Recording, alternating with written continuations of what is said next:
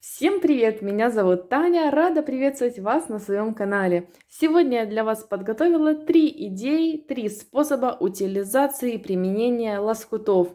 Покажу, что из них можно шить. От самого простого, кстати, вы меня давно просили показать вообще какую-нибудь такую безделушку для души, что можно шить, поэтому это как раз в первом варианте.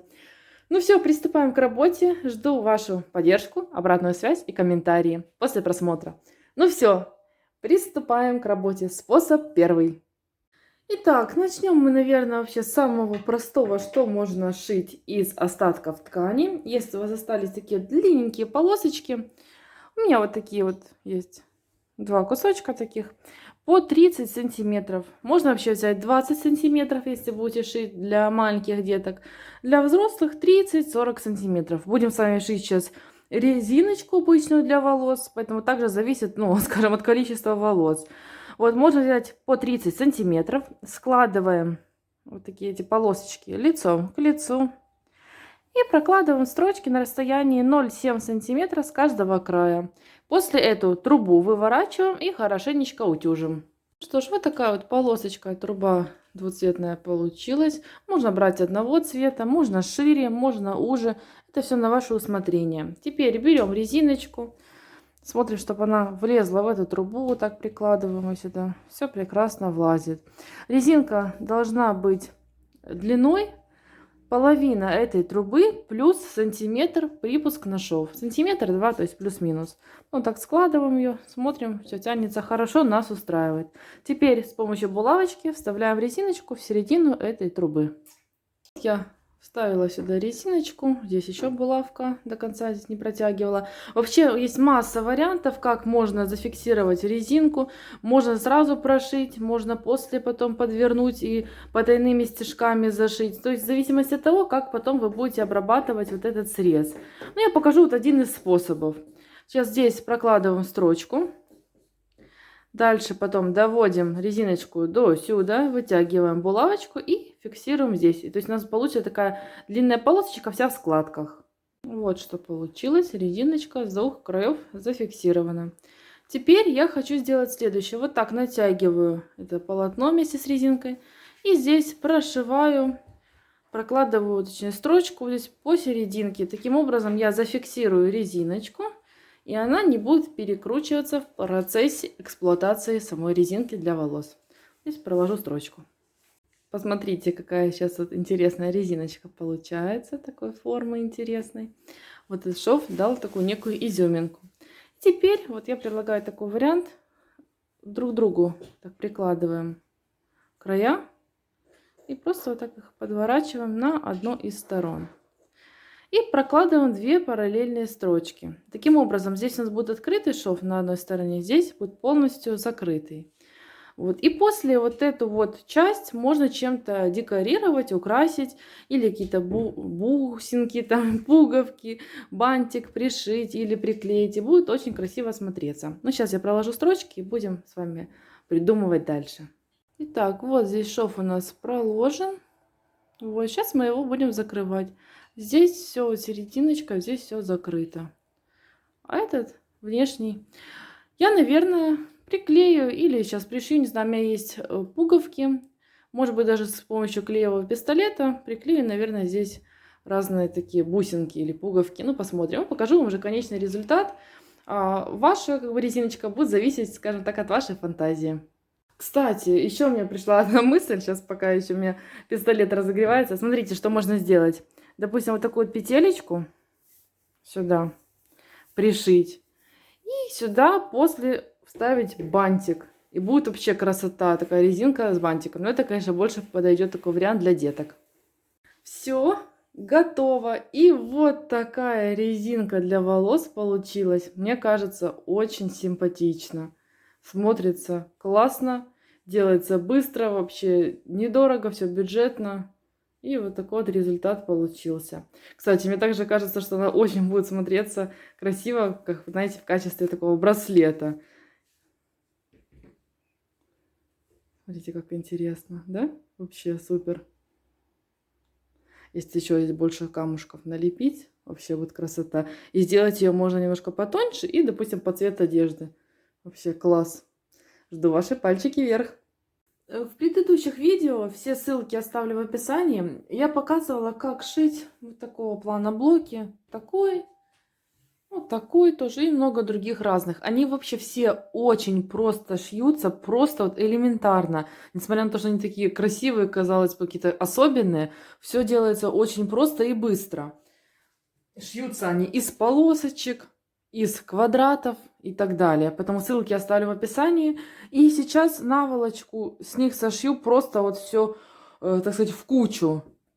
Сделаем как-нибудь так, насобираем. Еще возьму разные полоски тканей. Буду дотачивать, сколько там ничего не хватает. У меня есть такие полосочки, есть где не хватит, есть квадратики. Поэтому сейчас будем собирать из того, вот, что имеется. Для пошива наволочки я буду шить наволочку на подушку 40 на 60 сантиметров. Мне понадобится отрез ткани цельный, то есть вот из этих всех вот кусочков. Отрез ткани размером 144 на 46 сантиметров. Подробнее, как высчитать необходимое полотно для, размер, точнее, этого полотна отреза для пошива наволочки, также оставлю ссылку в описании, не буду повторяться, занимать время. У меня есть видео, там вообще отличный мастер-класс по пошиву наволочки, поэтому все ссылочки, повторюсь еще раз, все оставлю в описании. А сейчас будем собирать. Итак, вот я собрала все свободные готовые блоки, которые у меня имеются. И полностью вот из них все, что есть, сейчас соберу их в одно полотно и буду из них шить наволочку. Думаю, получится так необычно и, возможно, даже интересно и красиво. Будем экспериментировать. Сейчас, значит, я вот так вот как-то выровняю вот эти типа одного почти размера, наверное. Поэтому их так подальше друг от друга. Вот эти вот похожих, не помню, или одинаковых размеров. Вот, и сейчас так просто их сложу рядышком. Между ними вот эти полосочки, наверное, повставляю. Короче, сейчас я их разложу, примерно как оно будет смотреться, и покажу вам. И дальше уже буду потом все сшивать. Так, вот, все у меня готово. Такое полотно получилось. Кстати, я также обработала вот низ, точнее край, один край и второй край наволочки. Вот. Теперь шьем наволочку. Подробнейший мастер-класс, опять же говорю, у меня есть на канале, поэтому, наверное, я не буду прям так подробно все снимать. Просто сейчас складываем детали лицом к лицу и работаем дальше. В готовом виде мне наволочка нужна размером 62 на 42, так как я шью на подушку 60 на 40. И всегда делаю небольшой запасик для того, чтобы подушечка не стояла колом. Поэтому вот эту верхнюю часть мы измеряем. Она должна быть сейчас 62 сантиметра. Здесь делаем такие меточки, ставим. Здесь и здесь. Подворачиваем так. Сюда по этим меткам делаем загиб наволочки. Таким вот образом. Сверху прикладываем эту ткань, обратно накрываем. И все, прошиваем по краям, после выворачиваем и еще раз прошиваем. И наволочка полностью готова, швы все внутри. Но повторюсь, более подробно можете посмотреть по другому мастер-классу. Сейчас покажу уже конечный результат. Кстати, еще хотела добавить, что если будете шить наволочку вот так же, как я, из различных блоков, то желательно делать, чтобы по краям были полосочки просто вот обычные, без блоков, то есть без дополнительных здесь вот как здесь вот узелки всякие, да, уплотнения, чтобы здесь все было ровненько, гладенько, а желательно полосочки какие-то или квадратики пришить с краю и снизу, потому что здесь вот мы подшиваем, и чтобы здесь все было ровно, аккуратно и не было дополнительной толщины. Сейчас я вот наволочку вот так вот уже подшила. Теперь выворачиваю ее на изнанку. И еще раз прошиваю полностью вот так вот по всей длине с одной стороны и со второй стороны. Ну все, мои дорогие, наволочка полностью готова. Сейчас я вот хочу вам показать, как она смотрится на подушке. Это, видите, она такая с изгибом подушка, потому что это ортопедическая. Короче, я натянула эту наволочку на ортопедическую подушечку. И вот какая красота получилась. Просто, быстро и эксклюзивно. Надеюсь на ваш пальчик вверх. Также в предыдущем видео я показывала, как шить вот такой лоскутный блок-пазл. Шьется просто быстро, получается такой интересный результат. И обещала показать, что я из него буду шить. Из этого блока я решила шить подставочку под горячее, для того, чтобы не портить стол. И для этого мне понадобится еще один слой ткани ХБшки. Также вот возьму, ну, может, какую-то в цвет, может, другую, не знаю, еще не определила, сейчас посмотрим. И прослоечка для того, чтобы не пропускать сильно горячий воздух. В качестве прослойки подойдет любое старое полотенце, слой ватина или несколько сложений, допустим, старую какую-нибудь простынь можно использовать. У меня есть еще остался такой кусочек капитония. Эта ткань довольно плотная, с такой небольшой здесь тоже там прослоечкой внутри. Поэтому вот это будет наполнителем. Синтепон не рекомендую брать для прослойки между этими тканями, так как он, если слишком большая какая-то высокая температура, он может поплавиться и изменить свою форму. А это нам ни к чему. Поэтому сейчас вот по этому размеру этого блока выкраиваю прослойку и вторую часть ткани на обратную сторону. Все подготовлено. Я сложила следующим образом. Верхняя часть лицом вверх, дальше прослойка. И дальше идет еще один кусочек ткани, он у нас лицом вниз. Таким образом просто будем, сейчас зафиксирую, точнее, все слои булавочками. Вот и буду окантовывать края косой беечкой. Косую бейку я сделала самостоятельно. Как ее делать? Очень просто, быстро, много. Также есть мастер-класс на канале.